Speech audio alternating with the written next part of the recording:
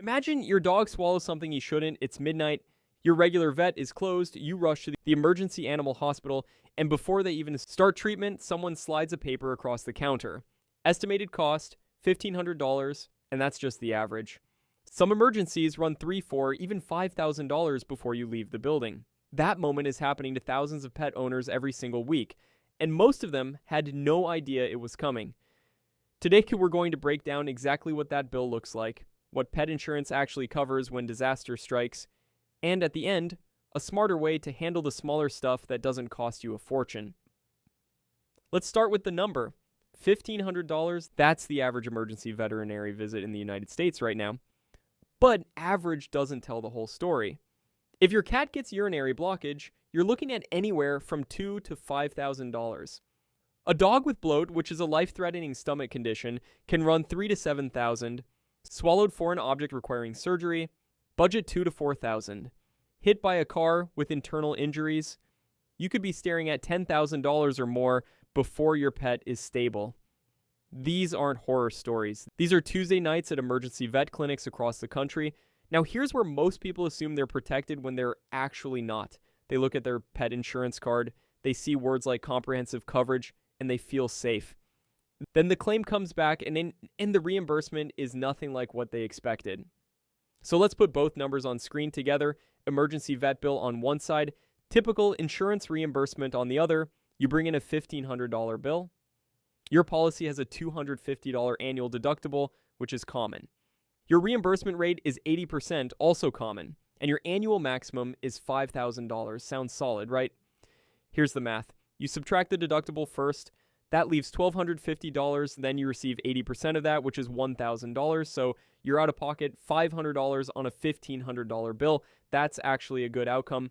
Many pet owners are dealing with that same scenario, but with a $500 deductible and a 70% reimbursement rate. Now you're paying $650 out of pocket on that same bill. And here's what insurance almost never covers, no matter which plan you have. Pre-existing conditions. If your dog had a knee issue before you got the policy, any future knee problems are excluded.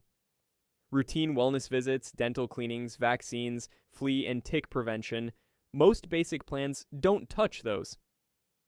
Bilateral conditions are another trap. Some insurers exclude the second knee or the second eye if the first one had issues before enrollment. The takeaway is this.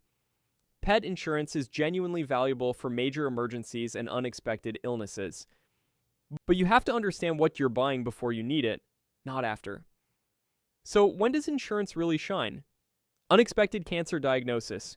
Your dog needs chemotherapy, surgery, and follow-up care, and suddenly you're facing costs that could hit $15,000 to $30,000.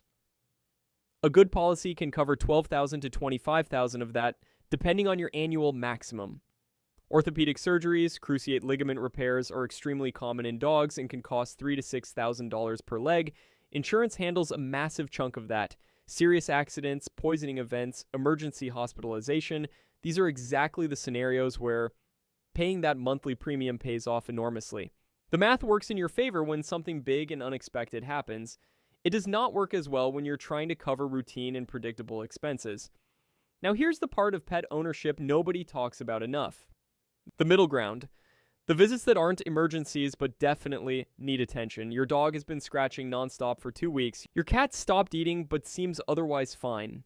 Your puppy has had loose stools for 3 days. These aren't trips to the emergency vet. But they're also not things you want to just ignore and hope they go away. This is exactly where telehealth for pets has changed the game. Services like Dutch let you connect with licensed veterinarians online, often same day, for a fraction of what an in-person visit costs. Your vet can evaluate symptoms, answer your questions, and in many cases prescribe medication directly through the platform.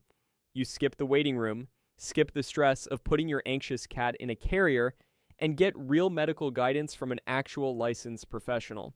Think of it as a 2-layer strategy. Dutch, or a similar telehealth service, handles the minor to moderate concerns quickly and affordably. Pet insurance handles the catastrophic stuff that could genuinely wreck your finances. Together, they cover almost everything that pet ownership throws at you. Here's how to put this into practice starting this week. If you don't have pet insurance yet, get it while your pet is young and healthy. Pre-existing conditions cannot be covered once they're documented, so earlier enrollment means more protection. Compare deductibles and reimbursement rates across multiple providers because those numbers dramatically affect your real out-of-pocket costs. Look at annual maximums carefully. A low maximum sounds fine until your dog needs oncology care. For the everyday stuff, set up a telehealth account before you need it. Having that access ready means you're not scrambling at 11 at night trying to figure out if something is serious enough for the emergency vet or something that can wait for a video call with a licensed vet who can actually help you right now. The $1,500 emergency bill is not a rare nightmare. It is a statistically normal Tuesday for pet owners who weren't prepared. The combination of real insurance coverage for the big moments and accessible telehealth for the everyday moments is not just smart pet ownership. It is the financially responsible version of loving your animal the way they deserve.